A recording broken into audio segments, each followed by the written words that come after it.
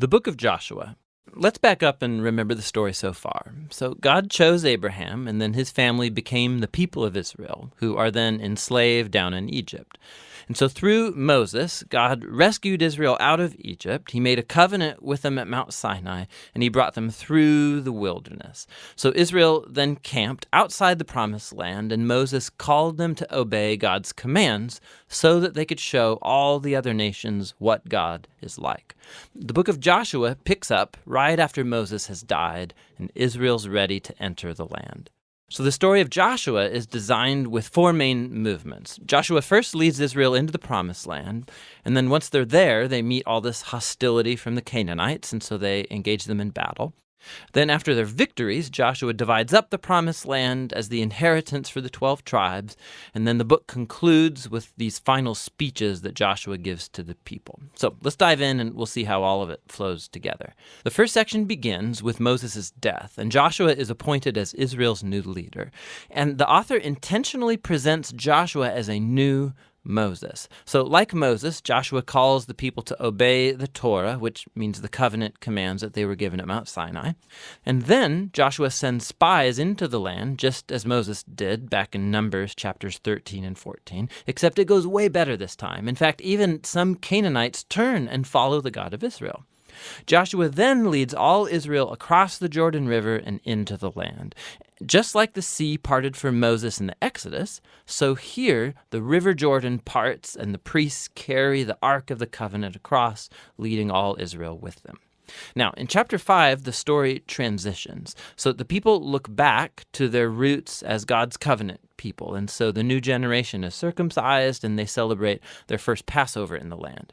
But then they turn and prepare to go forward. And Joshua has this crazy encounter with a mysterious warrior, who, it turns out, is the angelic commander of God's army. And Joshua asks, "Are you for us or are you for our enemies?" And the warrior responds, "Neither," which shows that the real question here is whether Joshua is on God's side. It makes clear that this whole story is not about Israel versus the Canaanites. Rather, this is God's battle, and Israel is going to play the role of spectators or sometimes supporters in God's plan, which leads to the next section. We find stories about all these conflicts that Israel had with different Canaanite groups. And the first part retells the story of two battles in detail, and that's followed by a series of short stories that condense years of battles into a few brief summaries. So the first two battles are against Jericho and then Ai, and they offer these contrasting portraits of God's faithfulness versus Israel's failure. At Jericho, Israel is to take a completely passive approach. So they let God's presence in the ark lead them around the city to music for 6 days. And just like Rahab turned to the God of Israel, maybe the people of Jericho would do the same, but they don't. And so on the 7th day, the priests blow the trumpets and the walls come falling down, leading Israel to victory. The point of the story is that God is the one who will deliver his people. Israel simply needs to trust and wait. Now, the next story of the battle at Ai makes the opposite point. So there's this Israelite named Achan, and he steals from Jericho some of the devoted goods that were to belong to God alone, and then he lies about it. It's a pretty lame move after all that God has done for Israel. And so Israel goes into battle with the city of Ai, and they're totally defeated. And it's only after humble repentance and severely dealing with Achan's sin that Israel gains victory. And so together, these two stories, they're placed right up front to make an important point.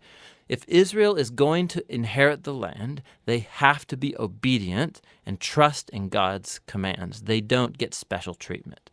Now, the second part of this section begins with the Gibeonites, a Canaanite people group, and they do just what Rahab did as they turn to follow the God of Israel and they make peace with Israel. This is in contrast to all of these other Canaanite kings who start to form alliances and coalitions, and they want to destroy Israel. So Israel engages them in battle, and they win by a landslide. And so this whole section concludes with this summary list of all of these victories won by Moses and then by Joshua. Now, let's stop for a second, because odds are that these stories and the violence in them, they're going to bother you. And if you're a follower of Jesus, you're bound to wonder, like, didn't Jesus say to love your enemies? Why is God declaring war here? So first, why the Canaanites? The main reasons are actually given earlier in the biblical story. It's that the culture of the Canaanites had become extremely morally corrupt, especially when it comes to sex. Go check out Leviticus chapter 18. And they also widely practiced child sacrifice. Go see Deuteronomy chapter 12. And so God didn't want these practices to influence Israel. The Canaanites had to go. Which raises the second question. Did God actually command the destruction of all the Canaanites, like a genocide? So at first glance, you look at the phrases used in these stories. They totally destroyed them. They left no survivor or anything that breathed. But when you look a second time more closely, you'll see that these phrases are clearly hyperbole and not literal. So go back to the original command about the Canaanites in Deuteronomy chapter 7. Israel is first told to drive out the Canaanites, but then to totally destroy them. And then that's followed by commands to not intermarry with them or enter into business deals with them. So you can't marry someone that you've destroyed. I think you get the point.